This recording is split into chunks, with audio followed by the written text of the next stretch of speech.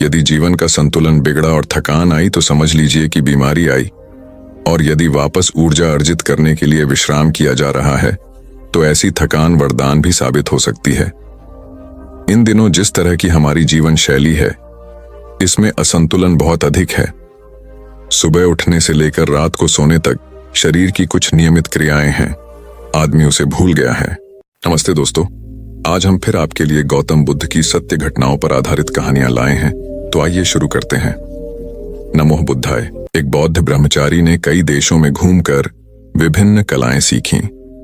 एक देश में उसने एक व्यक्ति से बाण बनाने की कला सीखी। कुछ दिनों के बाद वह अन्य देश में गया।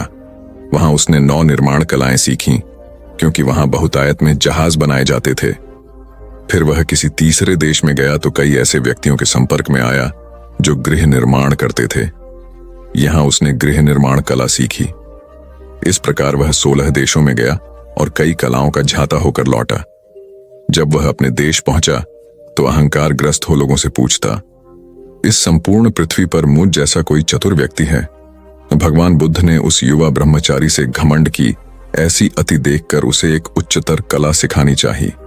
वे एक वृद्ध भिखारी का वेश बनाकर हाथ में भिक्षा पात्र लिए उसके सामने गए। ब्रह्मचारी ने बड़े अभिमान से पूछा, कौन हो तुम? बुद्ध बोले, मैं आत्मविजय का पथिक हूं। ब्रह्मचारी ने उसके कथन का अर्थ जानना चाहा तो वे बोले, ईशुकर बाण बना लेता है, नौचालक जहाज पर नियंत्रण रख लेता है, गृह निर्माता घर भी बना लेता है, किंतु वह तो महाविद्वान नहीं होगा जो अपने शरीर और मन पर विजय पा सके। संसार की प्रशंसा व अपशब्द दोनों ही दशाओं में जिसका मन स्थिर रहे, वही साधक शांति व निर्वाण को प्राप्त करता है। गौतम बुद्ध की इन बातों को सुनकर ब्रह्मचारी को अपनी भूल का एहसास हुआ। वस्तुतः अहंकार का त्याग ही ईश उपलब्धि का द्वार है। इसलिए ईश्वर की प्राप्ति के इच्छुक भक्त को अहंकार से सर्वथा मुक्त रहना चाहिए। दोस्तों, एक बार एक गुरु और एक शिष्य एक सुनसान जंगल से गुजर रहे थे। तभी शिष्य अपने गुरु से एक सवाल करता है कि गुरुजी, ऐसा क्यों होता है कि कुछ लोगों के पास कुछ भी नहीं होता, लेकिन फिर भी वह सुखी रहते हैं और आनंद में रहते हैं, और कुछ लोगों के पास सब कुछ होते हुए भी उदासी उनके चेहरे पर साफ दिखाई देती है। गुरु ने एक मुरझाए हुए फूल की तरफ इशारा करते हुए अपने शिष्य से कहा कि यह सोचने और समझने की बात है।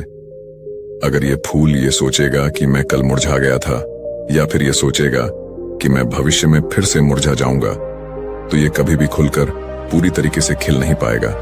अपने सुंदर स्वरूप में यह कभी भी वापस नहीं आ पाएगा और अपनी खुशबू इस प्रकृति में कभी भी बिखेर नहीं पाएगा। इसी प्रकार इंसान अपने अतीत की यादों में खोया रहता है, या फिर अपने भविष्य की करता रहता है, भविष्य के दुखों के बारे में सोचता रहता है, या भूत में जो उसके साथ बुरी घटनाएं घटित हुई हैं, वह उन्हीं के बारे में सोच सोच करके वह अपने भविष्य के लिए चिंतित होता रहता है। तो ऐसा मनुष्य जीवन में कभी भी सुख अनुभव नहीं कर सकता। ये समझने की बात होती है कि जीवन हमेशा वर्तमान में होता है।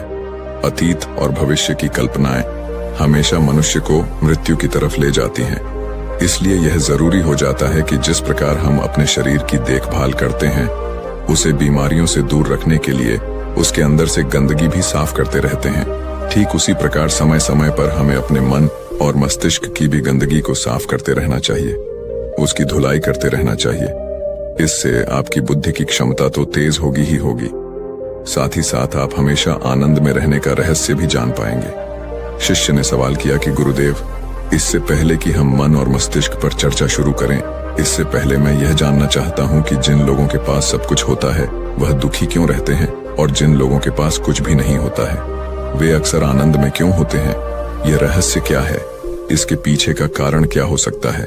गुरु ने उत्तर दिया कि कुछ लोग जीवन में जब सब कुछ हासिल कर लेते हैं और सब कुछ हासिल कर लेने के बाद उन्हें सब चीजों की व्यर्थता का पता चल जाता है।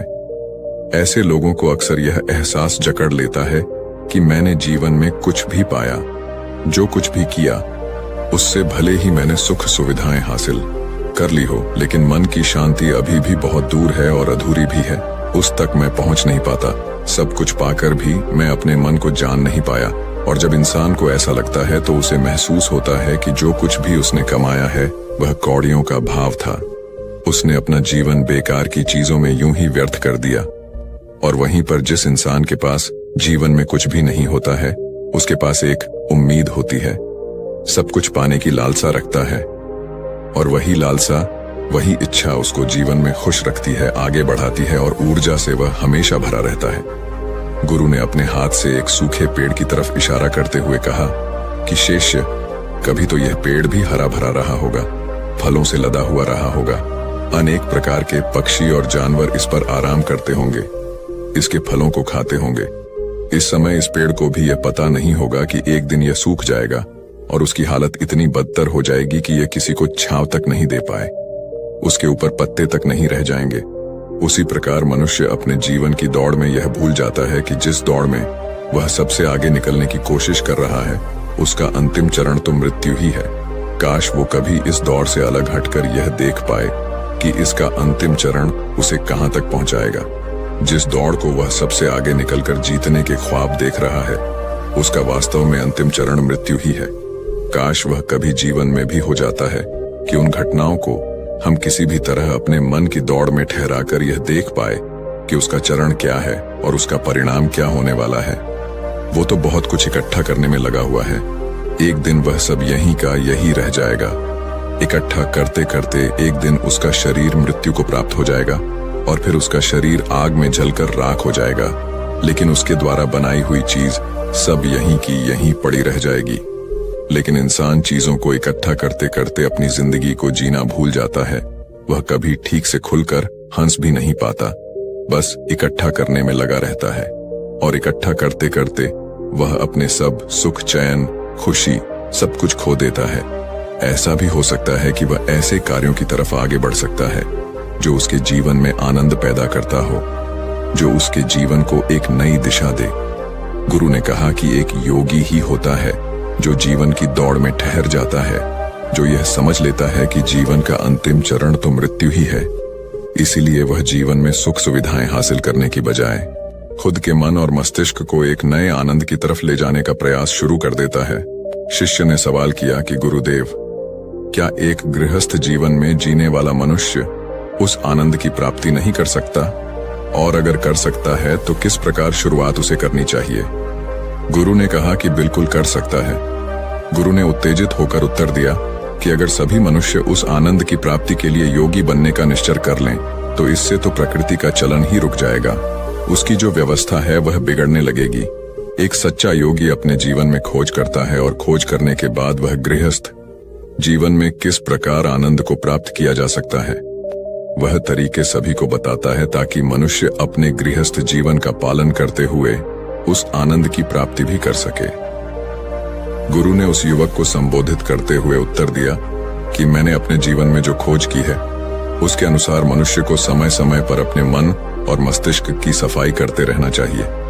मनुष्य अपने शरीर पर तो ध्यान दे देता है, लेकिन अपने मन और मस्तिष्क को वह भूल जाता है, उस पर कभी वह ध्यान ही नहीं देता, और उसी वजह से मन और मस्तिष्क उसके बूढ़े होते चले जाते हैं। उसमें जवानी रह ही नहीं जाती, और जब उनमें जवानी नहीं रह जाती तो वे नयापन और ताजगी नहीं रह जाती, जिसकी वजह से एक इंसान उदासी से भर जाता है। मन और मस्तिष्क की गंदगी क्या होती है, पहले मैं तुम्हें यह बताता हूं। हर मनुष्य के जीवन में कुछ ऐसी घटनाएं घटती हैं जिनका उसके मन और मस्तिष्क पर बहुत ही गहरा असर डालती है। वह जीवन पर्यंत उन घटनाओं को भुला भी नहीं पाता, और वही घटनाएं उसके मन में पूरी तरह से पक्की बैठ जाती हैं, जो उसके मन में गांठ बना लेती हैं, और भविष्य में जब भी वह कोई काम करता है तो यह घटनाएं उसको प्रभावित करती हैं। उसके विचारों को, उसके निर्णय को पूरी तरह से यह घटनाएं बदल कर रख देती हैं। ऐसे मनुष्य की दृष्टि भी भ्रमित हो जाती है, वह सत्य स्वरूप को देख ही नहीं पाता। वह उन चीजों को उन घटनाओं से जोड़कर भ्रमित तरीके से देखता रहता है। उदाहरण के लिए, अगर किसी बुरी आंखें वाले आदमी ने आपको धोखा दे दिया है, तो आप जीवन पर्यंत बुरी आंखें वाले आदमी को हमेशा धोखेबाज ही समझते रहेंगे। उस पर कभी पूर्ण रूप से आप विश्वास ही नहीं कर पाएंगे। लेकिन समझने की बात यह होती है कि जिस इंसान ने आपको धोखा दिया है, वह धोखा आपको बुरी आंखों से नहीं मिला, वह इंसान के स्वभाव से मिला है। लेकिन उस इंसान के स्वभाव से हमारे दिमाग में उसका एक चित्र छप गया, उसकी एक छवि बन गई। और वह छवि दूसरे आदमी से जब हम संपर्क करते हैं तो बीच में एक दीवार की तरह खड़ी हो जाती है। और इसी वजह से दो लोगों के बीच गहरे संबंध स्थापित नहीं हो पाते। तो मनुष्य के लिए सबसे जरूरी यही होता है कि वह अपने आप को अतीत की घटनाओं से मुक्त रखे। उन घटनाओं से प्रभावित होकर वह दिमाग में किसी तरह की छवि न बनाए। कुछ लोग इस बात पर यह सवाल खड़ा कर सकते हैं कि फिर जीवन के अनुभव किस काम में आएंगे। लेकिन समझने की बात तो यह होती है कि हम जीवन के अनुभवों को भी भ्रमित तरीके से जान लेते हैं, सही तरीके से उनसे सीख ही नहीं पाते। शिष्य अपने गुरु की बातों में इतना खो गया कि उसे चलते चलते जंगल के रास्ते में पड़े हुए कांटे दिखाई नहीं दिए और अचानक उसके पैर में कांटा चुभ गया। गुरु ने उसका कांटा बाहर निकालते हुए उससे पूछा, ये कांटा तुम्हारे पैर में क्यों लगा? इसके पीछे तुम किसे जिम्मेवार मानते हो? गुरु ने कहा कि तुम मुझे भी जिम्मेवार मान सकते हो, क्योंकि मैं तुम्हें ये बातें सुना रहा था। या तुम खुद को भी जिम्मेदार मान सकते हो कि तुम मेरी बातों में इतना खो गए कि तुम्हारा रास्ते पर से ध्यान ही नहीं रहा। या तुम इन पेड़ों को भी जिम्मेवार मान सकते हो जिन्होंने यह कांटे इस रास्ते पर बिछा दिए। तभी शिष्य ने उत्तर दिया कि गुरुदेव, इसमें मैं खुद को ही जिम्मेदार मानता हूं, क्योंकि आप तो अपना काम कर रहे थे और इस पेड़ ने भी अपना काम किया, पर मैं अपना काम होशपूर्वक नहीं कर पाया। अगर मैं चलते समय ध्यान लगाए रहता, अगर मैं आपकी बातों में पूरी तरह से नहीं खो जाता, तो मुझे ये कांटा कभी नहीं लगता। इसमें पूरी तरह से ही मेरी गलती है। गुरु ने शाबाशी से अपने शिष्य की पीठ को थपथपाया और आगे कहा कि जो घटनाएं हमारे मन को प्रभावित करती हैं, जरूर उसे बाहर निकाल दें। और उसके लिए सबसे सरल तरीका है कि अपनी भावनाओं को व्यक्त करना सीखो। उसे अपने दिल में, अपने मस्तिष्क में बैठाकर मत रखो। जब तुम किसी दूसरे मनुष्य के सामने अपनी भावनाओं को व्यक्त कर देते हो तो तुम्हारे मन का बोझ हल्का हो जाता है। कुछ लोगों का स्वभाव ऐसा होता है कि वह अपने मन की बात किसी को नहीं बताते।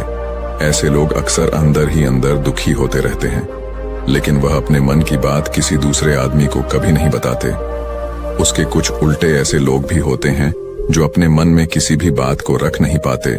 उनके साथ कुछ भी अच्छा या बुरा होता है, वह अपने मन की बात, अपने भावनाओं की बात दूसरों के सामने व्यक्त कर देते हैं। और तुमने खुद महसूस किया होगा कि जो लोग अपने मन की भावनाओं को व्यक्त कर देते हैं, वह जीवन में ज्यादा आनंदित रहते हैं। कभी भी प्राकृतिक रूप से आए हुए भावनाओं को नहीं रोकना चाहिए। यह हमें किसी भी भावना को दबाना नहीं चाहिए।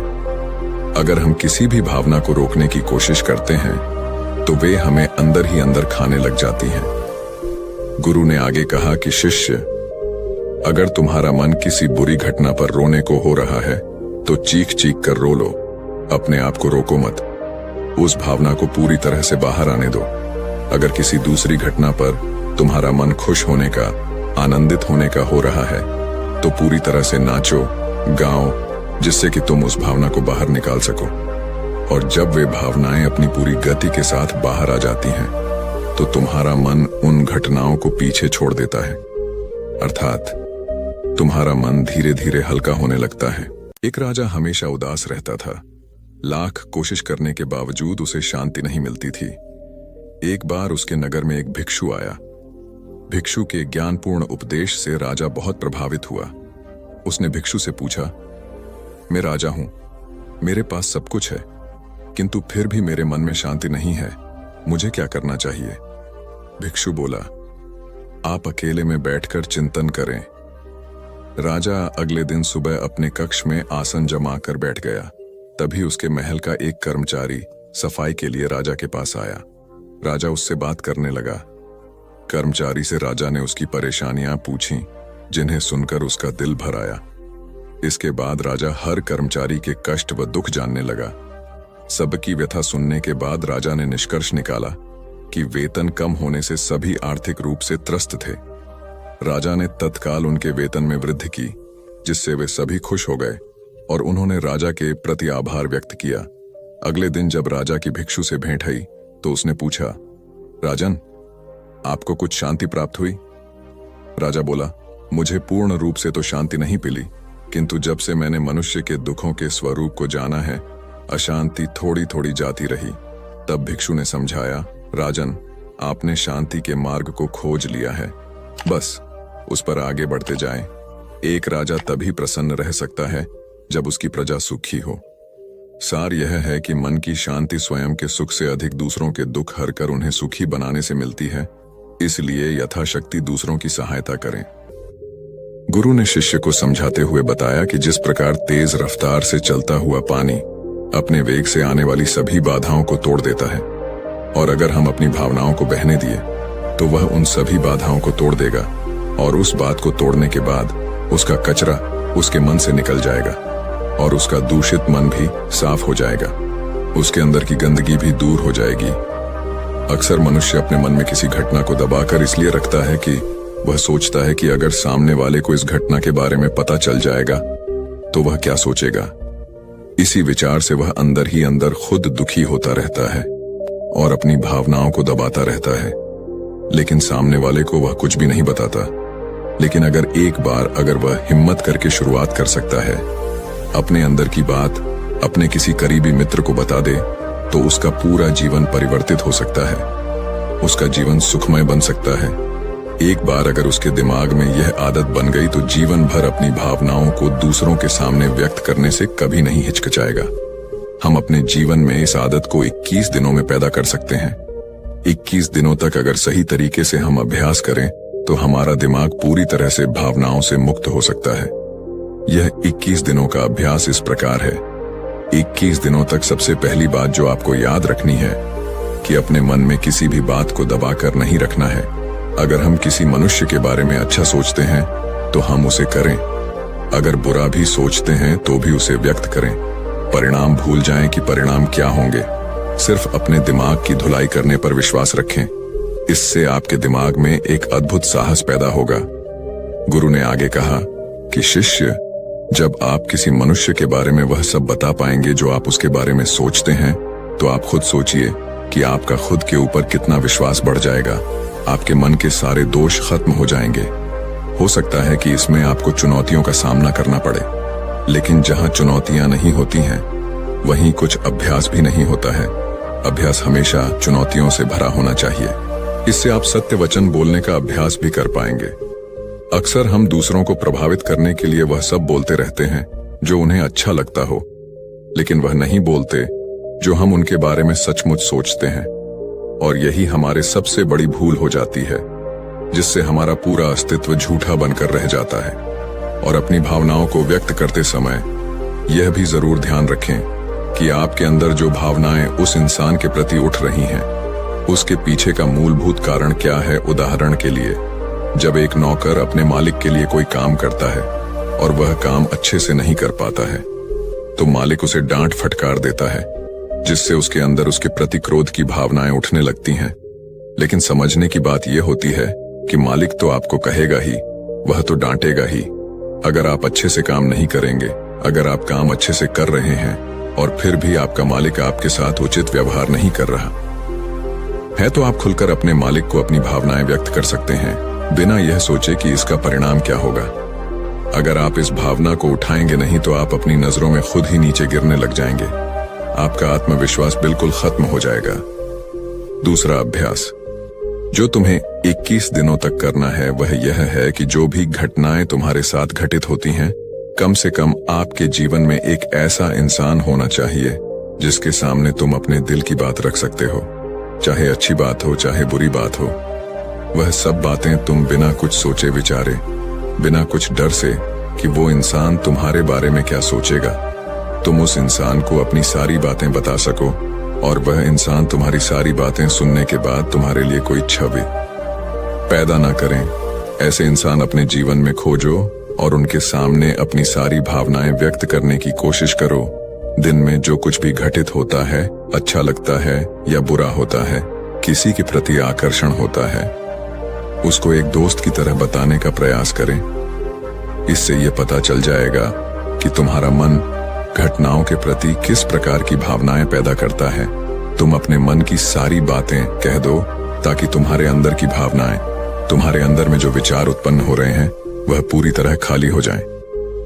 तीसरा अभ्यास जो तुम्हारे मन को खाली रखेगा वह है योग्य निद्रा का अभ्यास।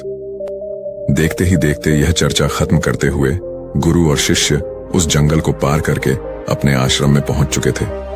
तो दोस्तों, उम्मीद है इस वीडियो से आपको काफी कुछ सीखने को मिला होगा, और अगर कुछ सीखने को मिला हो तो हमारे इस वीडियो को लाइक, शेयर और सब्सक्राइब जरूर कर लीजिएगा, और साथ ही कमेंट में नमो बुद्धाय जरूर लिखिएगा। धन्यवाद। अरे यह भी कोई काम है। इसके बाद उन्होंने ढेर सारे तथ्यों के साथ अपने काम को महत्वहीन बताने की कोशिश की। उन्होंने यह भी कहा कि इस समय जो काम मेरे जिम्मे है उसके आधार पर दूसरे संस्थान में नौकरी भी नहीं मिलेगी। इस बात को मुकेश के रिपोर्टिंग मैनेजर मिस्टर कुमार को बताया गया। वह सुलझे हुए इंसान हैं। उन्होंने तरीके से मुकेश को समझाया कि उनका काम कैसे महत्वपूर्ण है। मिस्टर कुमार ने उनसे पूछा, मुकेश पहले अपने काम के बारे में बताइए। मुकेश ने कहा, मेरा काम यह देखना है कि हमारी कंपनी के प्रोडक्ट में कहां कहां गड़बड़ी है, उसे कैसे दूर किया जा सकता था, आगे ऐसा क्या किया जाए जिससे पुरानी खामियां फिर से सामने नहीं आए। मुकेश की बात खत्म होते ही मिस्टर कुमार ने कहा, यह जानकर अच्छा लगा कि आपको अपने काम की अच्छी समझ है।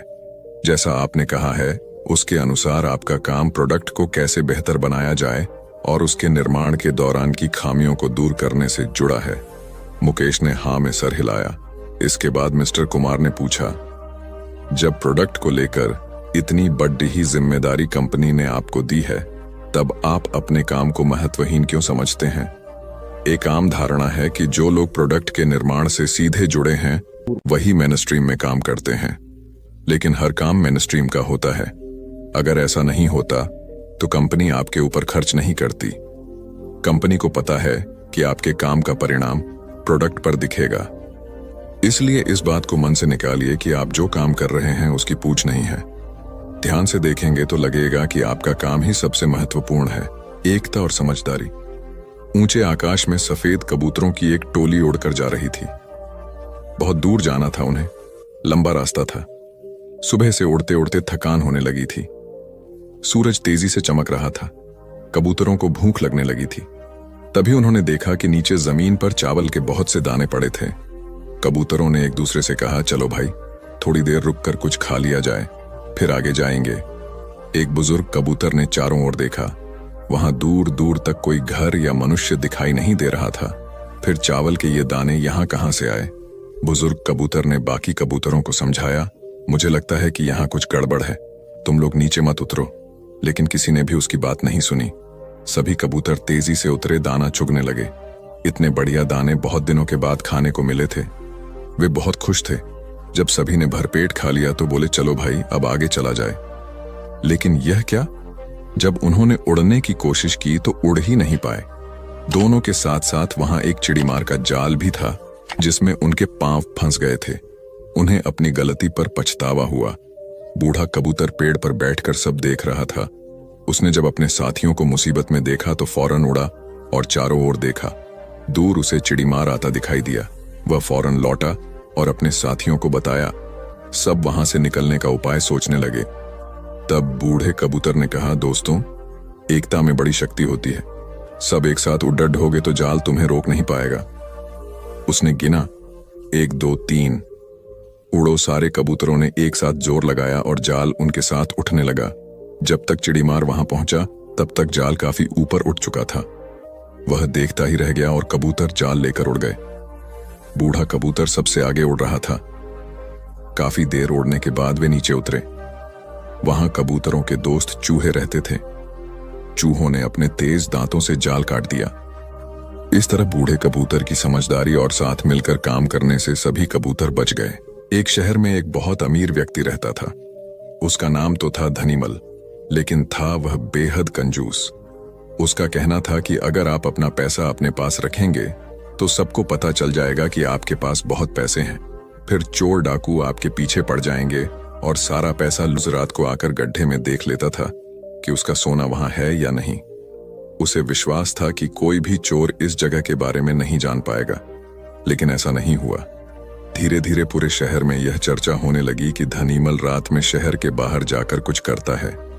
एक रात जब उसने गड्ढा खोद कर देखा तो सोना वहां से गायब था।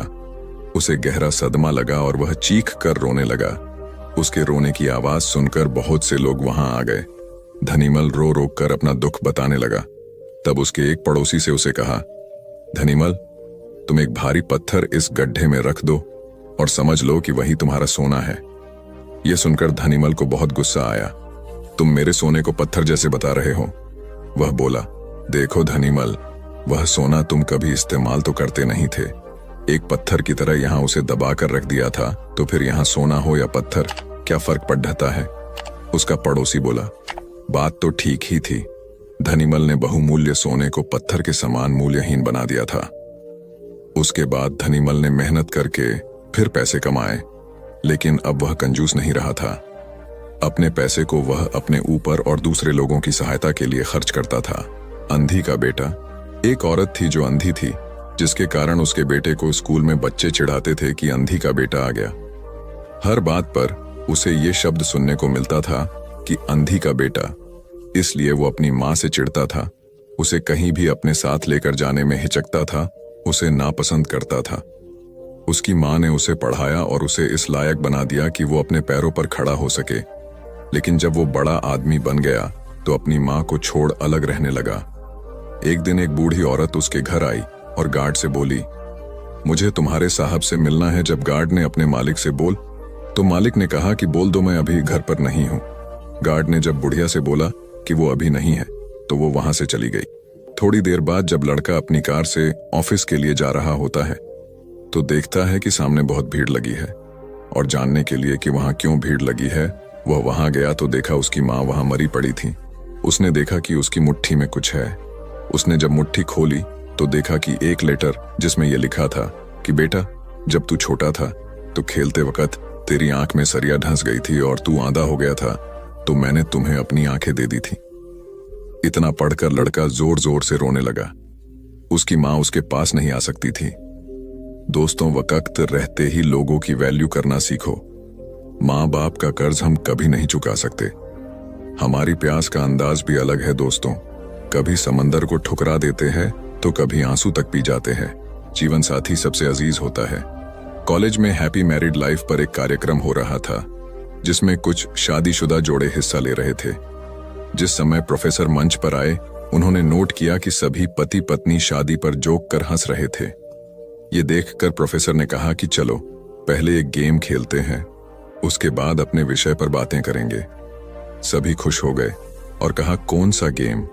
प्रोफेसर ने एक मैरिड लड़की को खड़ा किया और कहा कि तुम ब्लैक बोर्ड पे ऐसे 25-30 लोगों के नाम लिखो जो तुम्हें सबसे अधिक प्यारे हों। लड़की ने पहले तो अपने परिवार के लोगों के नाम लिखे, फिर अपने सगे संबंधी, दोस्तों, पड़ोसी और सहकर्मियों के नाम लिख दिए। अब प्रोफेसर ने उसमें से कोई भी कम पसंद वाले 5 नाम मिटाने को कहा।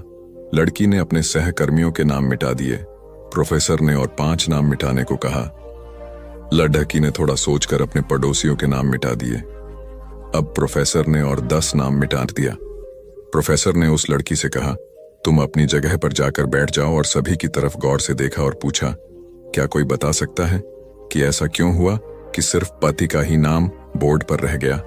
कोई जवाब नहीं दे पाया। सभी मुंह लटकाकर बैठे थे। प्रोफेसर ने फिर उस लड़की को खड़ा किया और कहा, ऐसा क्यों? जिसने तुम्हें जन्म दिया और पाल पोस कर इतना बड़ा किया, उनका नाम तुमने मिटा दिया। और तो और, तुमने अपनी कोख से जिस बच्चे को जन्म दिया, उसका भी नाम तुमने मिटा दिया। लड़की ने जवाब दिया कि अब मम्मी पापा बूढ़े हो चुके हैं। कुछ साल के बाद वो मुझे और इस दुनिया को छोड़ के चले जाएंगे। मेरा बेटा जब बड़ा हो जाएगा तो जरूरी नहीं कि वो शादी के बाद मेरे साथ ही रहे, लेकिन मेरे पति जब तक मेरी जान में जान है, तब तक मेरा आधा शरीर बन के मेरा साथ निभाएंगे। इसलिए मेरे लिए सबसे अजीज मेरे पति हैं।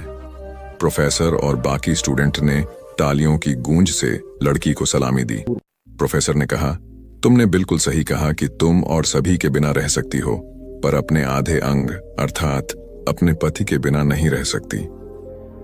मजाक मस्ती तक तो ठीक है, पर हर इंसान का अपना जीवन साथी ही उसको सबसे ज्यादा अजीज होता है।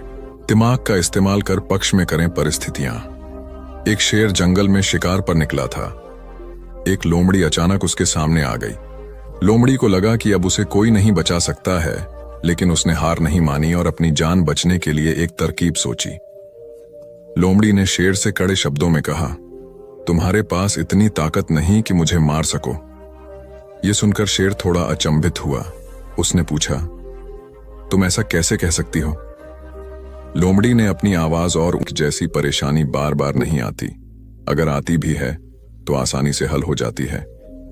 सिकंदर की बात सुनकर रोहित को अपनी गलती का एहसास हुआ।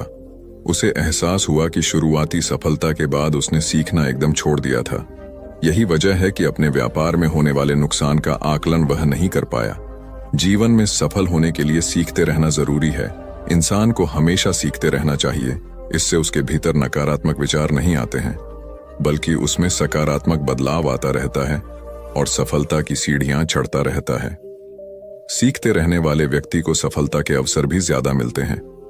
सबसे बड़ी बात यह है कि इस तरह के व्यक्ति में अहंकार नहीं होता। जिसके मन में अहंकार होगा वह कभी सीखने का प्रयास नहीं करेगा। घमंड कुल्हाड़ी हुई निरुत्तर। एक बार कुल्हाड़ी और लकड़ी के एक डंडे में विवाद छिड़ गया। दोनों स्वयं को शक्तिशाली बता रहे थे। हालांकि लकड़ी का डंडा बाद में शांत हो गया, किंतु कुल्हाड़ी का बोलना जारी रहा। कुल्हाड़ी में घमंड अत्यधिक था। वह गुस्से में भरकर बोल रही थी, तुमने स्वयं को समझ क्या रखा है? तुम्हारी शक्ति मेरे आगे पानी भरती है। मैं चाहूं तो बड़े बड़े वृक्षों को पल में काट कर गिरा दूं, धरती का सीना फाड़कर उसमें तालाब कुआं बना दूं। तुम मेरी बराबरी कर पाओगे? मेरे सामने से हट जाओ, अन्यथा तुम्हारे टुकड़े टुकड़े कर दूंगी। लकड़ी का डंडा कुल्हाड़ी की अहंकारपूर्ण बातों को सुनकर धीरे से बोला, तुम जो कह रही हो वह बिल्कुल ठीक है, किंतु तुम्हारा ध्यान शायद एक बात की ओर नहीं गया। जो कुछ तुमने करने को कहा है बेशक तुम कर सकती हो, किंतु अकेले अपने दम पर नहीं कर सकती। कुल्हाड़ी ने चिढ़कर कहा, क्यों? मुझ में किस बात की कमी है? डंडा बोला, जब तक मैं तुम्हारी सहायता न करूं तुम यह सब नहीं कर सकती हो। जब तक मैं हत्या बनकर तुम में न लगाया जाऊं तब कोई किसे पकड़कर तुमसे ये सारे काम लेगा? बिना हत्थे की कुल्हाड़ी से कोई काम लेना असंभव है। कुल्हाड़ी को अपनी भूल का एहसास हुआ और उसने डंडे से क्षमा मांगी। कथा सार यह है कि दुनिया सहयोग से चलती है। जिस प्रकार ताली दोनों हाथों के मेल से बजती है, उसी प्रकार सामाजिक विकास भी परस्पर सहयोग से ही संभव होता है। यदि जीवन का संतुलन बिगड़ा और थकान आई तो समझ लीजिए कि बीमारी आई, और यदि वापस ऊर्जा अर्जित करने के लिए विश्राम किया जा रहा है तो ऐसी थकान वरदान भी साबित हो सकती है। इन दिनों जिस तरह की हमारी जीवन शैली है, इसमें असंतुलन बहुत अधिक है। सुबह उठने से लेकर रात को सोने तक शरीर की कुछ नियमित क्रियाएं हैं, आदमी उसे भूल गया है। गौतम बुद्ध बहुत काम करते पर कभी थकते नहीं थे। आज भी कई साधु संत उतना ही परिश्रम कर रहे हैं जितना एक कॉर्पोरेट जगत का सफल व्यक्ति करता है, और जब वे रात को सोते हैं तो पूरी बेफिक्री के साथ। बुद्ध से उनके शिष्यों ने एक बार पूछा था, आप थकते नहीं? बुद्ध का उत्तर था, जब मैं कुछ कर, ये क्रियाएं अपने आप में एक विश्राम है, करने वाला कोई और है, हम तो महज उसके हाथों की कठपुतली हैं। यह मनोभाव भी थकान को मिटाएगा। क्या दिक्कत है ऐसा सोच लेने में? महात्मा बुद्ध ज्ञान प्राप्ति के लिए घोर तप में लगे थे। उन्होंने शरीर को काफी कष्ट दिया, यात्राएं की, घने जंगलों में कठिन साधना की, पर आत्मज्ञान की प्राप्ति नहीं हुई। निराश हो बुद्ध सोचने लगे, मैंने अभी तक कुछ भी प्राप्त नहीं किया, अब आगे क्या कर पाऊंगा? निराशा, अविश्वास के इन नकारात्मक भावों ने उन्हें क्षुब्ध कर दिया। कुछ ही क्षणों के बाद उन्हें प्यास लगी। वे थोड़ी दूर स्थित एक झील तक पहुंचे। वहां उन्होंने एक दृश्य देखा कि एक नन्ही सी गिलहरी के 2 बच्चे झील में डूब गए। पहले तो वह गिलहरी जड़वत बैठी रही, फिर कुछ देर बाद उठकर झील के पास गई, अपना सारा शरीर झील के पानी में भिगोया और फिर बाहर आकर पानी झाड़ने लगी। ऐसा वह बार बार करने लगी। बुद्ध सोचने लगे कि इस गिलहरी का प्रयास कितना मूर्खतापूर्ण है। क्या कभी यह इस झील को सुखा सकेगी? किंतु गिलहरी का यह क्रम लगातार जारी था। बुद्ध को लगा मानो गिलहरी कह रही हो कि यह झील कभी खाली होगी या नहीं, यह मैं नहीं जानती, किंतु मैं अपना प्रयास नहीं छोड़ूंगी। अतः उस छोटी सी गिलहरी ने भगवान बुद्ध को अपने लक्ष्य मार्ग से विचलित होने से बचा लिया। वे सोचने लगे कि जब यह नन्ही गिलहरी अपने लघु सामर्थ्य से झील को सुखा देने के लिए दृढ़ संकल्पित है तो मुझ में क्या कमी है? मैं तो इससे 1000 गुना अधिक क्षमता रखता हूं। यह सोचकर गौतम बुद्ध पुनः अपनी साधना में लग गए और एक दिन बोधिवृक्ष तले उन्हें ज्ञान का आलोक प्राप्त हुआ। ये कथा असफलता के बावजूद प्रयासों की निरंतरता पर बल देती है। यदि हम पूर्ण होने पर बुद्ध ने उसकी तरफ देखा और उसे बहुत स्नेह से दुलारा। उनका निश्चल प्रेम देखकर सर्प का विष अमृत बन गया और यक्ष ने श्रद्धापूर्वक बुद्ध को नमन किया। कहानी का सार यह है कि मन की कलुषता पर एकाग्रता, स्नेह और संभव से ही विजय प्राप्त की जा सकती है। बौद्ध भिक्षु बोधि धर्म भ्रमण करते हुए एक गांव में पहुंचे। लोग उनका बहुत आदर करते थे। बोधि धर्म व उनके शिष्यों का ग्रामीणों ने हार्दिक सत्कार किया और फिर उनके पवित्र वचनों को सुनने के लिए उनके आसपास एकत्रित हो गए। बोधि धर्म लोगों को धर्म और आचरण विषयक अच्छी बातें सरल भाषा में समझाने लगे। तभी वहां एक व्यक्ति आया और बोधि धर्म को अपशब्द कहने लगा। उपस्थित जनसमूह ने उसे रोकने का बहुत प्रयास किया, किंतु वह नहीं माना तथा अनवरत बोधि धर्म को इस आचरण पर कदापि क्रोधित नहीं हुए और लोगों से बोले कि यह भविष्य में मेरा सबसे बड़ा भक्त बनने वाला है। लोगों ने पूछा कि कैसे? बोधि धर्म ने उत्तर दिया, कोई कुम्हार के यहाँ घड़ा लेने जाता है तो घड़े को बजाकर देखा जाता है कि वह फूटा हुआ तो नहीं है। जब 1-2 रुपए के घड़े को कोई इतनी परख कर सकता है तो भला जिसे गुरु मानना है उसे 10-20 गालियां दिए बगैर कैसे पहचानेगा? पहले वह परीक्षा लेगा कि गुरु में धैर्य, आक्रोश व समता भाव कितना है। यह जानने के बाद ही तो वह गुरु को स्वीकारेगा। इसलिए यह व्यक्ति मुझे निरर्थक ही अपशब्द नहीं कह रहा है और आगे चलकर वास्तव में वह व्यक्ति बोधि धर्म का सबसे बड़ा भक्त बना। किसी को शिक्षा देने से पूर्व स्वयं का आचरण भी तदनुरूप होना चाहिए, तभी गुरु का महान पद मिलता है। वस्तुतः गुरु की गुरुता तभी स्वीकारी जाती है जबकि उसमें सदाचरण के सभी लक्षण मौजूद हों। महात्मा गौतम बुद्ध के श्रावस्ती में प्रवचन चल रहे थे। प्रवचन में नित्य ही बड़ी संख्या में लोग आते और विविध महत्वपूर्ण व गंभीर विषयों पर बुद्ध से ज्ञान ग्रहण करते। बुद्ध का शिष्य वर्ग भी काफी विशाल था, जो प्रवचन स्थल की व्यवस्था संभालता और बुद्ध की सेवा में सदैव तत्पर रहता। एक बार रात के समय महात्मा बुद्ध प्रवचन दे रहे थे। सदैव की भांति काफी लोग उनके प्रवचन सुन रहे थे। एक व्यक्ति जो बुद्ध के ठीक सामने बैठा था, बार बार नींद के झोंके ले रहा था। बुद्ध थोड़ी देर तक तो प्रवचन देते रहे, फिर उससे बोले, वत्स, सो रहे हो? उस व्यक्ति ने हड़बड़ाकर कहा, नहीं महात्मा। बुद्ध ने पुनः प्रवचन प्रारंभ किए। वह व्यक्ति फिर ऊँघने लगा।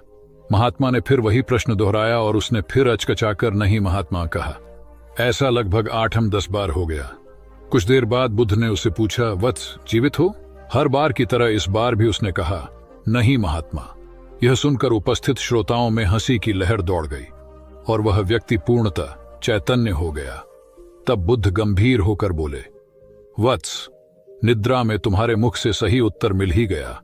जो निद्रा में है वह मृतक समान ही है। महात्मा बुद्ध का संकेत था कि गुरु से ज्ञान ग्रहण करते वक्त सजगता अत्यंत आवश्यक है। गाफिल रहने की स्थिति में ज्ञान की प्राप्ति पूर्ण नहीं होती और अधकचरा ज्ञान सदैव खतरनाक साबित होता है।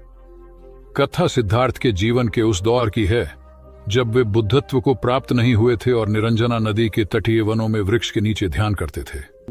सिद्धार्थ प्रतिदिन ध्यान करने के बाद पास के किसी गांव में चले जाते और भिक्षा मांगकर लौट आते। कुछ दिनों के बाद उन्होंने भिक्षाटन पर जाना बंद कर दिया, क्योंकि एक गांव के प्रधान की छोटी बेटी सुजाता उनके लिए नित्य भोजन लाने लगी। सिद्धार्थ को वह बड़े स्नेह से भोजन कराती थी। कुछ दिनों बाद उसी गांव का एक चरवाहा भी सिद्धार्थ से प्रभावित होकर उनके पास आने लगा। उसका नाम स्वस्थी था। एक दिन स्वस्थी से सिद्धार्थ बातें कर रहे थे कि सुजाता भोजन लेकर आई। जैसे ही सिद्धार्थ ने भोजन करना शुरू किया, उन्होंने बातचीत बंद कर दी। जितनी देर तक वे भोजन करते रहे, बिल्कुल चुप रहे और वहां सन्नाटा छाया रहा। स्वस्थी को हैरानी हुई। उसने सिद्धार्थ के भोजन करने के उपरांत उनसे पूछा, गुरुदेव, आप मेरे आने के बाद निरंतर वार्तालाप करते रहे, किंतु भोजन के समय एक शब्द भी नहीं बोले। इसका क्या कारण है? सिद्धार्थ बोले, भोजन का निर्माण बड़ी कठिनाई से होता है। किसान पहले बीज बोता है, फिर पौधों की रखवाली करता है और तब कहीं जाकर अनाज पैदा होता है। फिर घर की महिलाएं उसे बड़े जतन से खाने योग्य बनाती हैं। इतनी कठिनाई से तैयार भोजन का पूरा आनंद तभी संभव है जब हम पूर्णतः मौन हों। भोजन के दौरान मैं मौन रहकर उसका पूरा स्वाद लेता हूँ। वस्तुतः शांति से किया गया भोजन न केवल शारीरिक भूख को तृप्त करता है, बल्कि मानसिक आनंद और सात्विक ऊर्जा भी देता है। सम्राट अशोक संपूर्ण भारत को अपने राज्य में मिलाना चाहते थे, पर कलिंग के युद्ध में हुए रक्तपात को देखकर उन्हें अत्यधिक दुख पहुंचा। उनकी महत्वाकांक्षा ने जो तबाही मचाई थी, उसे देखकर उन्हें खुद पर ग्लानि हुई। उन्होंने देखा कि लोग दर्द से कराह रहे थे। यह सब विनाश केवल उनकी महत्वाकांक्षा से हुआ था। यह सब देखकर अशोक के मन में विनाश का पथ छोड़कर नेकी के रास्ते पर चलने का विचार जगा। अशोक की राजधानी पाटलिपुत्र थी। पाटलिपुत्र अब पटना के रूप में जाना जाता है। पटना से गया भी अधिक दूर नहीं है, जहां बोधि वृक्ष के नीचे महात्मा बुद्ध को ज्ञान प्राप्त हुआ था। बुद्ध के अष्टप्रद मार्ग, शांति व दया के संदेश ने अशोक के दिलो दिमाग में इतनी उथल पुथल पैदा कर दिया कि उन्होंने उस मार्ग को अपनाने का फैसला किया। इस पथ पर चलने से उन्होंने इतिहास में अपनी अमिट छाप छोड़ी। अशोक ने अपने पुत्र को सिलोन, अब श्रीलंका, और अन्य कई लोगों को सुदूर क्षेत्रों में दूत बनाकर भेजा। एक निर्दयी महत्वाकांक्षा एक ऐसे पवित्र उद्देश्य में बदल चुकी थी जिसमें कुछ अच्छा कर गुजरने की, करुणा और प्रेम के संदेश को चारों ओर फैलाने की इच्छा थी। करुणा केवल दया भावना मात्र नहीं है, ये आपके अंदर दूसरों की मदद करने की तीव्र इच्छा पैदा करती है। इसी भावना ने बुद्ध को भगवान और अशोक को महान बनाया। तथागत बुद्ध उन दिनों मगध प्रवास पर थे। साथ में शिष्यों का बड़ा समूह भी था। प्रतिदिन बुद्ध के प्रवचन होते, जिनका लाभ लेने के लिए बड़ी संख्या में लोग आते। इन लोगों में साधारण जन के साथ विशिष्ट हस्तियां भी शामिल रहती थीं। हालांकि बुद्ध सभी के प्रति समान रूप से प्रेम व आत्मीयता का व्यवहार रखते थे। इन लोगों में नगर सेठ का पुत्र भी था, जो बड़े ध्यान से बुद्ध के प्रवचन सुनता था। वह नित्य ही बुद्ध के शिष्यों के समक्ष बुद्ध की तारीफों के पुल बांधता और धन्य धन्य भाव से घर जाता। एक दिन प्रवचन समाप्त होने के बाद उसने किसी शिष्य से कहकर बुद्ध से मिलने की हार्दिक इच्छा प्रकट की। जब उसे बुद्ध के सामने ले जाया गया तो उसने उन्हें साष्टांग प्रणाम कर कहा, भगवान, आप जैसा तपस्वी और ज्ञानी व्यक्ति पहले न कभी हुआ था और न भविष्य में होगा। यह सुनते ही बुद्ध ने उसकी बात बीच में ही रोककर कहा, वत्स, क्या तुमने इतना अध्ययन कर लिया है कि अब तक कितने संत महापुरुष हुए हैं, और क्या भविष्य भी जान चुके हो कि आगे और कोई नहीं होगा? युवक लज्जित भाव से चुप खड़ा रहा, क्योंकि इस बात का उसके पास कोई जवाब नहीं था। बुद्ध ने अपनी बात समाप्त करते हुए उसे सीख दी, सदैव अपनी आंखें खुली रखो। जो जैसा है उसे वैसा ही महत्व दो। किसी से उसकी तुलना मत करो। कथा का सार यह है कि किसी भी क्षेत्र के अधिकारी विद्वान की स्वतंत्र रूप से प्रशंसा करना उचित है, किंतु सर्वश्रेष्ठ बताना अनुचित, क्योंकि श्रेष्ठता को व्यक्ति, समय व स्थान की सीमाओं में नहीं बांधा जा सकता। आनंद भगवान बुद्ध के प्रमुख व प्रिय शिष्य थे। उनके स्वभाव में उदारता, स्नेह व सहिष्णुता जैसे गुण शामिल थे। वे सभी के प्रति समान व्यवहार करते थे। उनकी दृष्टि में कोई छोटा या बड़ा नहीं था। एक बार आनंद कहीं जा रहे थे। रास्ते में उन्हें बड़े जोर की प्यास लगी। आसपास देखा तो निकट ही कुआं दिखाई दिया। वे वहां पहुंचे। कुएं से एक लड़की पानी भर रही थी। आनंद ने उसके पास जाकर कहा, बहन, मैं बड़ी दूर से आ रहा हूं, मुझे बहुत जोर से प्यास लगी है, कृपा कर पानी पिला दो। उनकी बात सुनते ही लड़की कांप उठी, क्योंकि वह अछूत जाति की थी। वह जानती थी कि किसी ऊंची जाति के व्यक्ति को पानी पिलाना उसके अधिकार क्षेत्र से बाहर है। वह निगाह नीची कर चुपचाप खड़ी रही। आनंद ने प्यास से व्याकुल होकर फिर कहा, बहन, तुमने सुना नहीं, प्यास के मारे मेरे प्राण निकले जा रहे हैं, मुझे पानी पिला दो। लड़की भयवश कुछ नहीं बोल पाई। जब आनंद ने बड़े स्नेह से उससे पानी न पिलाने का कारण पूछा तो वह बोली, मैं निम्न जाति की कन्या हूं, आपको पानी कैसे पिला सकती हूं? उसकी बात सुनकर आनंद ने कहा, बहन, मैंने तुमसे पानी मांगा है, जाति तो नहीं पूछी। आनंद की उदारता ने उस कन्या का भय दूर कर दिया और उन्हें पानी पिलाकर वह धन्य हो गई। कथा का सार यह है कि ईश्वर की दृष्टि सम होने के कारण उसने सभी मनुष्यों को समान शरीर, बुद्धि और भावना से नवाजा है। अपने सृष्टिकर्ता के विरुद्ध जाकर मानव मानव में भेद करना सर्वथा अनुचित है। एक बार भगवान बुद्ध अपने शिष्यों के साथ पाटलिपुत्र पहुंचे। सभी लोग एक विहार में रुके। भोजन के बाद बुद्ध ने आनंद से अगले दिन से प्रवचन आरंभ करने को कहा। अगले दिन बुद्ध का प्रवचन सुनने बड़ी संख्या में लोग उपस्थित थे। बुद्ध प्रवचन देने के बाद लोगों से मिलते, उनकी समस्याएं सुनते और नेक सलाह देते। एक दिन प्रवचन के समय बुद्ध के शिष्य आनंद ने उनसे पूछा, भंते, आपके सामने हजारों लोग बैठे हैं, बताइए कि इनमें सबसे सुखी कौन है? बुद्ध ने एक विहंगम दृष्टि भीड़ पर डालते हुए कहा, वह देखो, सबसे पीछे एक दुबला पतला फटे वस्त्र पहने जो आदमी बैठा है, वह सर्वाधिक सुखी है। आनंद सहमत नहीं हुआ। वह बोला, यह कैसे संभव है? वह तो बहुत दयनीय जान पड़ता है। बुद्ध ने अपनी बात सिद्ध करने के लिए बारी बारी से सामने बैठे लोगों से पूछा, तुम्हें क्या चाहिए? किसी ने संतान मांगी तो किसी ने मकान, कोई रोग मुक्ति चाहता था तो कोई अपने शत्रु पर विजय। ऐसा एक भी व्यक्ति नहीं था जिसे कोई इच्छा ना हो। अंत में बुद्ध ने उस फटेहाल आदमी को बुलाकर पूछा, तुम्हें क्या चाहिए? उसने हाथ जोड़कर जवाब दिया, कुछ नहीं। यदि ईश्वर को मुझे कुछ देना ही है तो बस इतना कर दें कि मेरे अंदर कभी कोई चाह पैदा ना हो। मैं ऐसे ही स्वयं को सबसे बड़ा सुखी मानता हूं। उसकी बात सुनकर आनंद से बुद्ध ने कहा, आनंद, जहां चाह है वहां सुख नहीं हो सकता। आनंद ने बुद्ध की इस शिक्षा को सदा के लिए गांठ बांध लिया। सार यह है कि लालसा से लोभ बढ़ता है जो असंतोष का जनक होता है। यदि सही अर्थों में सुख पाना है तो किसी लालसा की बजाय उपलब्ध स्थितियों में संतुष्ट रहना चाहिए। गौतम बुद्ध ने बहुत से अज्ञानी लोगों को सम्यक दृष्टि प्रदान की थी। तब को बात है, कोसांबी में एक ब्रह्मचारी रहता था। उसे अभिमान था कि उस जैसा कोई दविद्वान नहीं है, इसलिए अपने साथ सदैव जलती मशाल रखता था। गौतम बुद्ध ने देखा तो उसे पूछा, अरे, ये मशाल लिए क्यों घूमते हो? ब्रह्मचारी ने उत्तर दिया, सभी प्राणी अंधकार और अज्ञान में पथभ्रष्ट हैं, उन्हें रास्ता दिखाने के लिए मशाल लिए घूमता हूं। तथागत ने पूछा, क्या तुम्हें 4 प्रकार की विद्याओं, शब्द विद्या, नक्षत्र विद्या, राज विद्या व युद्ध विद्या का पूर्ण ज्ञान है? ब्रह्मचारी ने अपनी अनभिज्ञता प्रकट करते हुए मशाल फेंककर तथागत के चरणों में मस्तक झुका दिया। उसका ज्ञान गर्व चूर हो गया। जो दूसरों को मूर्ख समझकर उनसे घृणा करता है, वो उस व्यक्ति की तरह है जो स्वयं अंधा होकर दूसरों को मशाल दिखाता घूमता है। अहंकारी कभी विवेकवान नहीं हो सकता और बिना विवेक के सत असत का ज्ञान नहीं हो सकता।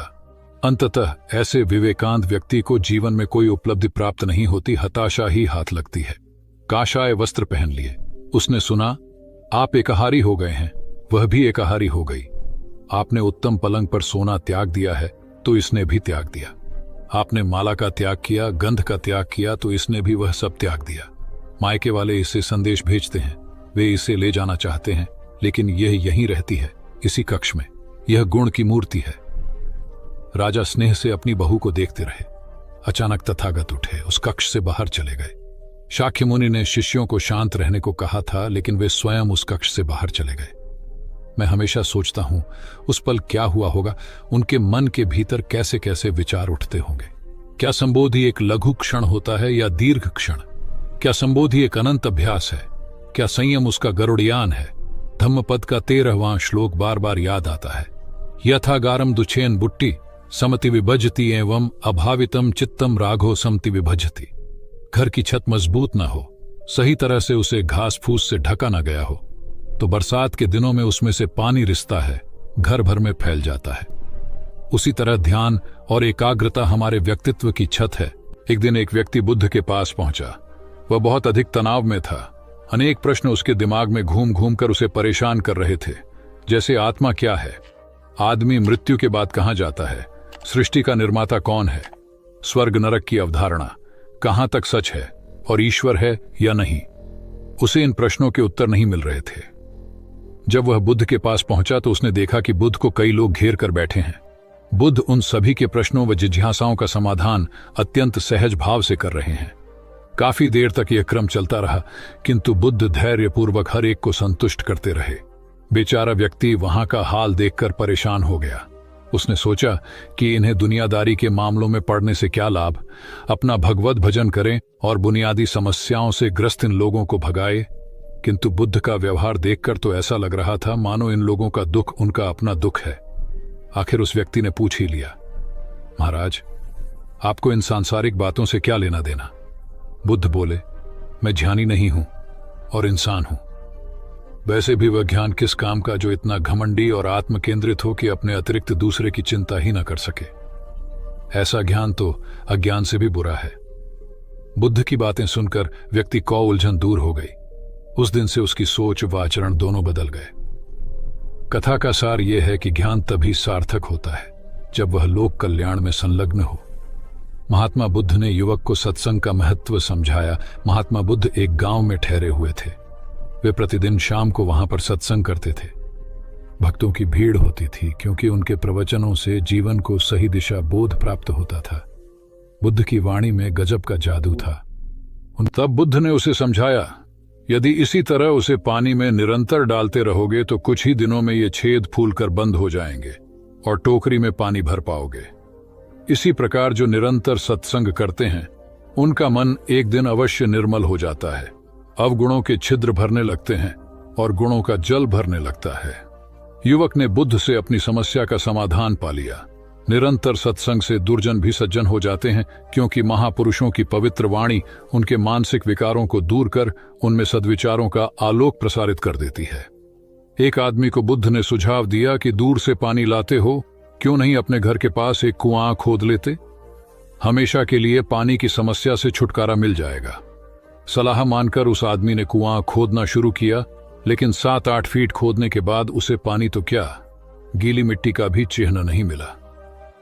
उसने वह जगह छोड़कर दूसरी जगह खुदाई शुरू की, लेकिन 10 फीट खोदने के बाद भी उसमें पानी नहीं निकला। उसने फिर तीसरी जगह कुआं खोदना शुरू किया, लेकिन यहां भी उसे निराशा ही हाथ लगी। इस क्रम में उसने 8-10 फीट के 10 कुएं खोद डाले, लेकिन पानी कहीं नहीं मिला। वह निराश होकर बुद्ध के पास गया। उसने बुद्ध को बताया कि मैंने 10 कुएं खोद डाले, मगर पानी एक में भी नहीं निकला। बुद्ध को आश्चर्य हुआ। वे स्वयं चलकर उस स्थान पर आए जहां उसने 10 गड्ढे खोदे हुए थे। बुद्ध ने उन गड्ढों की गहराई देखी और सारा माजरा समझ गए। फिर वे बोले, 10 कुएं खोदने की बजाय एक कुएं में ही तुम अपना सारा परिश्रम लगाते तो पानी कब का मिल गया होता। तुम सब गड्ढों को बंद कर दो, केवल एक को गहरा करते जाओ, पानी निकल आएगा। उसने बुद्ध को बात मानकर ऐसा ही किया। परिणाम स्वरूप कुआं पूर्ण होते ही पानी निकल आया। सबने भगवान बुद्ध की जय जयकार की। धन्ना सेठ के पास 7 पुश्तों के पालन पोषण जितना धन था। उसका व्यापार चारों तरफ फैला हुआ था, किंतु फिर भी उसका मन अशांत रहता था। कभी धन की सुरक्षा की चिंता, तो कभी व्यापारिक प्रतिस्पर्धा में आगे निकलने का तनाव। चिंता और तनाव के कारण वह अस्वस्थ रहने लगा। उसके मित्र ने उसकी गिरती दशा देखी तो उसे बुद्ध के पास जाने की सलाह दी। सेठ बुद्ध के पास पहुंचा और अपनी समस्या बताई। बुद्ध ने उसे सांत्वना देते हुए कहा, तुम घबराओ मत, तुम्हारा कष्ट अवश्य दूर होगा। बस तुम यहां कुछ दिन रहकर प्रभु का ध्यान किया करो। बुद्ध के कहे अनुसार सेठ ने रोज ध्यान करना शुरू कर दिया, किंतु सेठ का मन ध्यान में नहीं लगा। वह जैसे ही ध्यान करने बैठता, उसका मन फिर अपनी दुनिया में चला जाता। उसने बुद्ध को यह बात बताई, किंतु बुद्ध ने कोई उपाय नहीं बताया। थोड़ी देर बाद जब सेठ बुद्ध के साथ वन में सायंकालीन भ्रमण कर रहा था, तो उसके पैर में एक कांटा चुभ गया। वह दर्द के मारे कराहने लगा। बुद्ध ने कहा, बेहतर होगा कि तुम जी कड़ाकर कांटे को निकाल दो, तब इस दर्द से मुक्ति मिल जाएगी। सेठ ने मन कड़ाकर कांटा निकाल दिया। उसे चैन मिल गया। तब बुद्ध ने उसे समझाया, ऐसे ही लोभ, मोह, क्रोध, घमंड व द्वेष के कांटे तुम्हारे मन में गड़े हैं। जब तक अपने मन की संकल्प शक्ति से उन्हें नहीं निकालोगे, अशांत ही रहोगे। सेठ का अज्ञान बुद्ध के इन शब्दों से दूर हो गया और उसने निर्मल हृदय की राह पकड़ ली। अपनी कुप्रवृत्तियों से मुक्ति के लिए संकल्पबद्धता अनिवार्य है। जब तक व्यक्ति दृढ़ निश्चय न कर ले, वह अपनी गलत आदतों से मुक्त नहीं हो सकता। बुद्ध की शिक्षा से गांव का उद्धार हुआ। एक युवक ने बुद्ध से आकर कहा, मेरा गांव अशिक्षित है। मैं अपने परिवार से झगड़कर थोड़ा बहुत पढ़ पाया हूं। आगे और पढ़ना चाहता हूं, किंतु सभी रोक रहे हैं। घर के लोग सोचते हैं कि खेती में खूब पैसा है और उसके लिए किसी शिक्षा की आवश्यकता नहीं है। यही सोच गांव वालों की भी है। कृपया आप मेरे गांव चलकर वहां शिक्षा का प्रसार करवाइए। बुद्ध युवक की बात मानकर गांव आ गए। धर्मभीरू ग्रामीणों ने बुद्ध का सत्कार किया और रोज उनके प्रवचन सुनने आने लगे। बुद्ध जब भी शिक्षा का महत्व बताते, ग्रामीण विरोधी मत रखते। एक दिन एक महिला अपने 5 साल के बच्चे के लिए पूछने लगी कि उसे किस उम्र से शिक्षा दिलवाए। तब बुद्ध ने समझाया कि तुम्हें तो 5 वर्ष पूर्व उसकी शिक्षा शुरू कर देनी थी। उसे क्या खाना है, क्या नहीं, कैसे क्या बोलना है आदि बातें शुरू से सिखाओगी, तभी तो वह अपना उचित ख्याल रख सकेगा। बुद्ध की यह बात महिला सहित सभी ग्रामीणों को समझ में आ गई। उन्होंने अपने बच्चों को विद्यालय भेजना शुरू किया। यह समय वर्षा का था। युवक ने लोगों को जल संग्रहण की तकनीक बताई। अधिकांश ने उपहास किया, किंतु युवक अपना काम करता रहा। बुद्ध का सहयोग प्राप्त था, इसलिए किसी ने उसका खुलकर विरोध नहीं किया। जब गर्मी में भीषण जल संकट के कारण फसलें सूखने लगीं, तो युवक ने कुएं खुदवाए, जिनमें जल संग्रहण की तकनीक के कारण खूब पानी निकला। ग्रामीण अब शिक्षा का महत्व समझ चुके थे। धीरे धीरे संपूर्ण गांव शिक्षित हो गया। ज्ञान हर उम्र में अर्जित किया जा सकता है। यही ज्ञान हमें जीवन में आने वाली समस्याओं के समाधान की राह सुझाता है। एक गांव में 2 भाई रहते थे जो अपनी शैतानियों के लिए कुख्यात थे। उन्हें दूसरों को परेशान करने में बड़ा आनंद आता था। वे हर समय किसी न किसी को परेशान करने में लगे रहते थे। गांव के लोगों के साथ साथ उनके माता पिता भी उनकी ऐसी हरकतों के कारण बहुत दुखी थे। जब गांव का कोई व्यक्ति उनके माता पिता के पास उनकी शिकायत लेकर आता, तो वे दोनों को बहुत समझाते, किंतु दोनों भाइयों के कानों पर जूं तक नहीं रेंगती। एक दिन उनकी मां गांव में आए हुए महात्मा बुद्ध के पास गई और अपने बच्चों में किसी भी तरह ईश्वर का भय भर देने का आग्रह किया, ताकि वे लोग शैतानी से बाज आए। महात्मा बुद्ध ने मां से दोनों को एक एक करके उनके पास भेजने को कहा। मां ने अपने पहले लड़के को महात्मा बुद्ध के पास भेजा। वह जाकर महात्मा बुद्ध के पास बैठ गया। महात्मा बुद्ध ने उससे पूछा, ईश्वर कहाँ है? लड़के की कुछ समझ में नहीं आया और उसने कोई उत्तर नहीं दिया।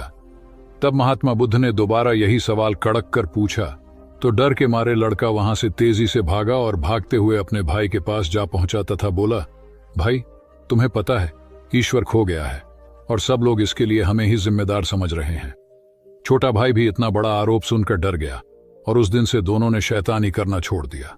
कथा का सार यह है कि जब सीधे मार्ग से सुधार की राह न मिले तो टेढ़े मार्ग का सहारा लेना ही सर्वथा उचित है।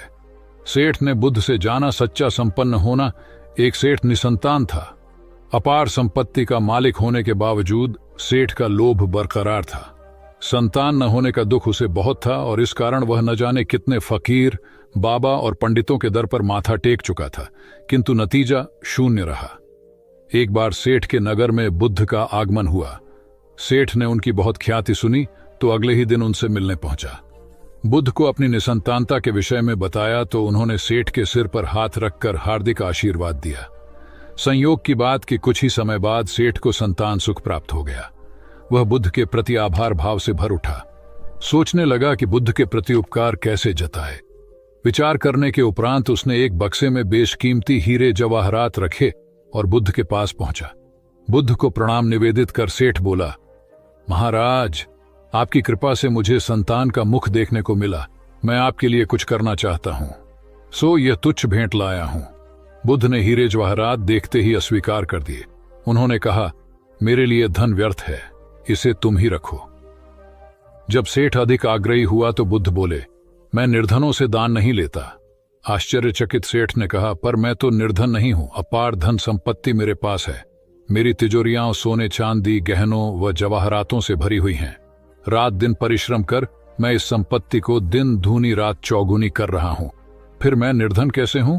तब बुद्ध ने समझाया, इसका आशय यह है कि तुम अपनी वर्तमान संपत्ति से तृप्त नहीं हो, और अतृप्त व्यक्ति निर्धन ही तो होता है, क्योंकि सच्चा संपन्न तो वह है जो तृप्त हो। बुद्ध की बातों ने सेठ की आंखें खोल दी। संतोष सबसे बड़ा धन और संतोषी सर्वाधिक धनी होता है, क्योंकि इच्छाओं का अंत निर्लिप्तता की परम सुखमय अवस्था को लाता है। एक बार गौतम बुद्ध से अभय राजकुमार ने प्रश्न किया कि क्या श्रमण गौतम कभी कठोर वचन कहते हैं।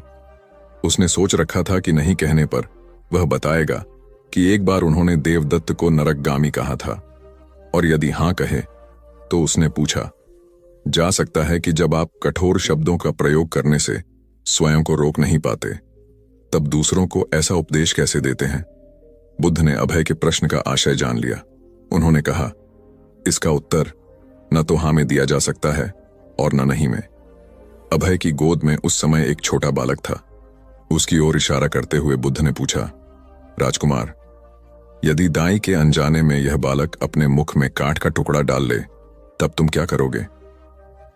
मैं उसे निकालने का प्रयास करूंगा।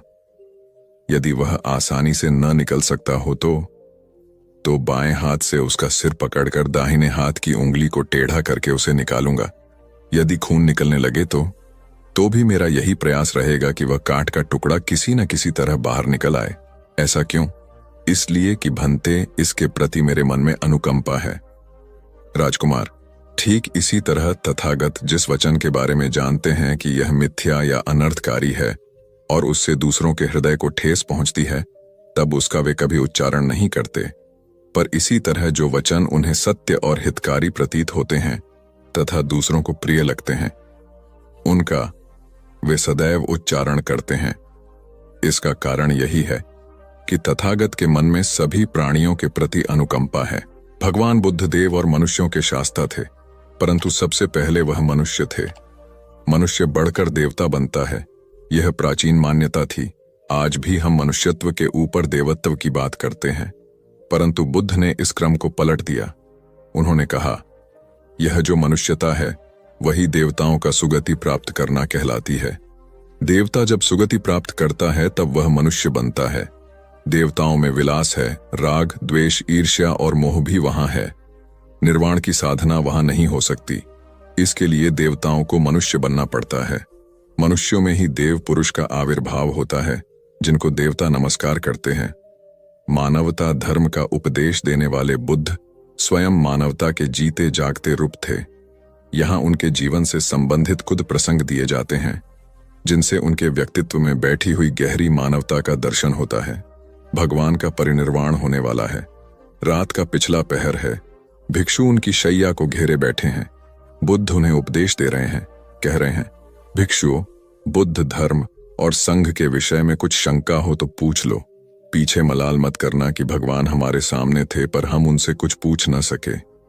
कोई शिष्य नहीं बोलता। भगवान 3 बार कहते हैं, पर कोई भिक्षु कुछ पूछने को नहीं उठता। भगवान को शंका होती है कि कहीं वे उनके गौरव का विचार करके पूछने में संकोच तो नहीं कर रहे। इसलिए वह कहते हैं, शायद भिक्षुओं, तुम मेरे गौरव के कारण नहीं पूछ रहे। जैसे मित्र मित्र से पूछता है, वैसे तुम मुझसे पूछो। बुद्ध अपने शिष्यों की समान भूमिका पर आ जाते हैं। उनकी यह विनम्रता मनुष्य धर्म की आदर भूमि है। बुद्ध ने अपने को भिक्षुओं का कल्याण मित्र कहा है, जो उनकी मानवीय सहृदयता और विनम्रता को सूचित करता है। एक दूसरा दृश्य भी उसी समय का है। चंद करमार पुत्र के यहाँ बुद्ध ने अंतिम भोजन किया था। उसके बाद ही उन्हें खून गिरने की कड़ी बीमारी हो गई थी, जो उनके शरीरांत का कारण बनी। बुद्ध को उसके हृदय का बड़ा ध्यान था। भक्त उपासक को यह अफसोस हो सकता था कि उसका भोजन करके ही भगवान का शरीर छूट गया। इसलिए आखिरी सांस लेने से पहले उन्होंने आनंद को आदेश दिया, आनंद, चंद करमार पुत्र की इस चिंता को दूर करना और कहना, आयुष्मान तूने बद्धा लाभ कमाया कि मेरे भोजन को करके तथागत परिनिर्वाण को प्राप्त हुए। जिसके हृदय में अगाध करुणा थी, वह ऐसा क्यों न कहता। उसने अपने पति के द्वारा बुद्ध के चरणों में प्रणाम अर्पित करवाया। भगवान ने उसे आशीर्वाद देते हुए कहा, कोल्य पुत्री सुप्रवास, सुखी हो जाए, चंगी हो जाए। सुखी और चंगी होकर बिना किसी कष्ट के वह पुत्र प्रसव करे। ब्राह्मणों के साथ भी उनकी पूरी सहानुभूति थी, जैसे कि विश्व के सभी प्राणियों के साथ उनकी पूरी सहानुभूति थी। बावरी नामक ब्राह्मण के एक शिष्य ने जब अपने गुरु की ओर से भगवान के चरणों में प्रणाम निवेदन किया तो भगवान ने आशीर्वाद देते हुए कहा, शिष्यों सहित बावरी ब्राह्मण सुखी हो। माणवक, तुम भी सुखी हो, चिरजीवी हो। बुद्ध के पास छोटा बड़ा जो भी जाता था, वह उससे कहते थे, आओ, तुम्हारा स्वागत है। भगवान अपनी अंतिम यात्रा में पावा और कुसीनारा के बीच जा रहे थे। रास्ते में उन्हें पुक्कुस मल्लपुत्र नामक व्यापारी मिला। उसने उन्हें एक दुशाला भेंट किया, परंतु भगवान उसे अकेले कैसे आड़ते। वह अपने शिष्य आनंद को सम्मानित करना चाहते थे। उन्होंने कहा, पुक्कुस, दुशाले के एक भाग को मुझे ओढ़ा दे, दूसरे को आनंद को। पुक्कुस ने ऐसा ही किया। भूल करने वालों के प्रति भी बुद्ध की अनुकंपा का पार न था। एक बार एक ब्राह्मण ने भगवान को वेरंजा में वर्षावास करने का निमंत्रण दिया। भगवान वहां गए, लेकिन वह ब्राह्मण बहुधंधी था। उसने उनकी कुछ भी सुध बुध नहीं ली। बुद्ध को बड़ा कष्ट हुआ। उन्हें 3 महीने तक कुटा हुआ जौ रोज खाना पड़ रहा, क्योंकि उस समय विरंजा में अकाल पड़ रहा था और वह भी उनको और उनके शिष्यों को घोड़ों के व्यापारियों से मिलता था। इतना होने पर भी वर्षावास की समाप्ति पर भगवान बुद्ध अन्यत्र जाने से पूर्व विरंजा जाकर ब्राह्मण को आशीर्वाद देना नहीं भूले। भगवान बुद्ध के जीवन में ऐसी अनंत घटनाएं मिलती हैं। उनमें हमें उनकी मानवता के दर्शन होते हैं। उनके जीवन में कोमलता की पराकाष्ठा थी और उनकी वाणी में अपर्वु माधुर्य था जो सबको अपनी ओर खींचता था। उनके मुंह से क्रोध भरा शब्द कभी नहीं निकलता था। वह मनुष्य थे, परंतु मनुष्य की दुर्बलताओं से ऊपर उठ चुके थे। उनके व्यक्तित्व में मानवता की शुभ ज्योत्सना धर्म की स्थिति बनकर एक राजा ने अपने पुरुषार्थ से राज्य को समृद्ध बना दिया था। राज्य में रण बड़ी सुखी थी, क्योंकि वह प्रत्येक वर्ग के हितों को ध्यान में रखकर काम करता था। जब राजा वृद्ध हुआ तो उसे योग्य उत्तराधिकारी को चिंता सताने लगी, क्योंकि उसे लगता कि योग्य उत्तराधिकारी के बिना सुव्यवस्था अव्यवस्था में बदल जाएगी और प्रजा की परेशानी बढ़ जाएगी। हालांकि राजा का एक बेटा था, किंतु वह अत्यधिक आलसी और कर्महीन था। वह स्वयं को मालिक समझता और शेष सभी को अपना गुलाम। यह अहंकार उसके आचरण में सदैव झलकता था। राजा उसे सुधारने के उद्देश्य से बुद्ध के आश्रम में छोड़ आया। बुद्ध ने अगले ही दिन राजकुमार को आदेश दिया, वत्स, यहां से 5 कोस पर एक जंगल है। तुम वहां जाकर फूलों के कुछ पौधे ले आओ और उन्हें आश्रम के अहाते में लगा दो। यह सुनते ही राजकुमार को बड़ा क्रोध आया, क्योंकि उसने तो आदेश देना ही सीखा था। चूंकि उसके पिता ने बुद्ध को बात मानने को कहा था, इसलिए वह मन मारकर जंगल गया और फूलों के पौधे लाकर आश्रम में लगा दिए। राजकुमार ने उन्हें सींचा और जानवरों से बचाने के लिए उनकी रात दिन रखवाली की। कुछ महीनों में सारा आश्रम भांति भांति के सुंदर फूलों से खिल उठा। राजकुमार अपनी मेहनत का ऐसा फल देखकर बहुत प्रसन्न हुआ। बुद्ध ने उसे शाबाशी देते हुए समझाया, वत्स, याद रखो, जो सोता है उसका भाग्य भी सो जाता है, और जो चलता है उसका भाग्य निरंतर उसके साथ चलता है। अब राजकुमार कर्मठ बन चुका था। राजा को अपना योग्य उत्तराधिकारी मिल गया था। कर्म सफलता की कुंजी है। भगवान बुद्ध एक बार श्रावस्ती के मार्ग पर थे। उनके पीछे पात्र और चीवर लेकर शिष्य नागसमाल चल रहे थे। चलते चलते नागसमाल ने किसी और मार्ग पर चलने की इच्छा प्रकट करते हुए बुद्ध से अपना पात्र और चीवर संभालने का आग्रह किया, किंतु बुद्ध ने कोई प्रतिक्रिया नहीं दी। यह देखकर नागसमाल पात्र और चीवर धरती पर रखकर दूसरी ओर चले गए।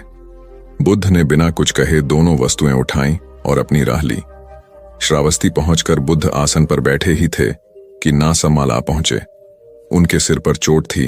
रास्ते में चोरों ने पात्र चीवर आदि छीन लिए थे। नागसमाल ने चरण स्पर्श कर आज्ञा न मानने पर पश्चाताप व्यक्त किया। तब बुद्ध ने स्वयं के लिए उचित परिचारक नियुक्त करने की जरूरत बताई। 80 महाश्रावकों ने बारी बारी से परिचारक बनने की इच्छा प्रकट की, किंतु बुद्ध ने स्वीकृति नहीं दी। तब उपस्थित लोगों ने आनंद को प्रोत्साहित किया। आनंद बोले, सेवा का अधिकार तो सहज ही मिला करता है। भगवान उचित समझेंगे तो स्वयं ही मुझे बुलाएंगे। तब बुद्ध ने आनंद को स्वीकृति प्रदान की। आनंद ने 4 प्रार्थनाएं की। भगवान, अपने पाए उत्तम चीवर मुझे न दें, भिक्षा न दें, एक गंध कुटी में निवास न दें और निमंत्रण में लेकर न जाएं। कारण पूछने पर आनंद ने स्पष्ट किया, यदि आप इन्हें मुझे देंगे तो लोग समझेंगे कि अपने स्वार्थ के लिए मैं आपका परिचारक बना हूं। बुद्ध ने तत्काल आनंद को परिचारक